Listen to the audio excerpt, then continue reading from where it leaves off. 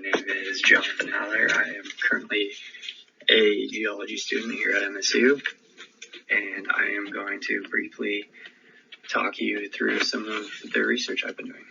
So I have been using GIS data to look at the relationship between mountain pine beetle outbreak and wildfire potential. So just some quick background. Mountain pine beetle outbreak and wildfire are both two kind of primary sources of disturbance, forest disturbance in Western North America. So basically pine beetles find a host tree and then essentially kill it by removing its bark in like a circumference, and this cuts off all ability for the tree to transport nutrients throughout. So large outbreaks of mountain pine beetle can be extremely destructive and destroy a forest in a matter of years. And this is where the wildfire potential comes in. So after a forest has gone through a mountain pine beetle epidemic, there's just an abundance of dead organic matter laying around waiting to burn. So my main objective is to use spatial analysis to view how forest mortality due to mountain pine beetle outbreak affects wildfire potential in pine forests of western Montana. So briefly moving through my methods, I received two fairly large data sets, one for mountain pine beetle and the other for wildfire.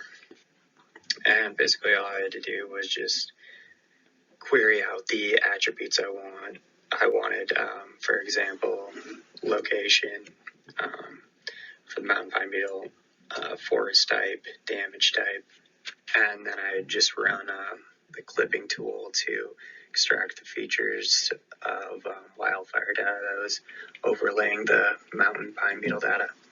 And I had just basically did that for both data sets. And so much of my work was just looking at attribute tables, kind of comparing attribute tables, seeing what was overlaying each other, where I guess fires were post-epidemic versus pre-beetle epidemic. And all that essentially just led me to this first map I created under results and overview.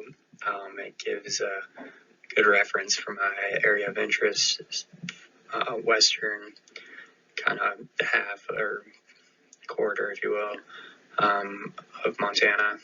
So this map is kind of just a general overview. It has both full data sets, so data from 2000 to 2018 for both fire and beetle kill. And then the second map is where we actually get closer to answering some questions. So this map is just a map of the fire layer clipped to the mountain pine beetle damage layer. So from this I was able to see which fires actually had any contact with the mountain beetle outbreaks, and it was fairly simple to pull statistics out of this. I won't go into it, but there's a bit more of a description at the end of my methods. So the goal of this third map was to show how long after beetle kill a fire was most likely. So I selected 2009 data because it was the highest by far in beetle kill. I then intersected the wildfire data, and from the attribute table was able to produce this bar graph. This graph has somewhat of the general trend I was expecting, but I was expecting way more fires in 2018 through 2016, around 10 years after beetle kill. So just to kind of sum everything up, there seems to be a correlation between wildfire, but it's kind of difficult to say for sure.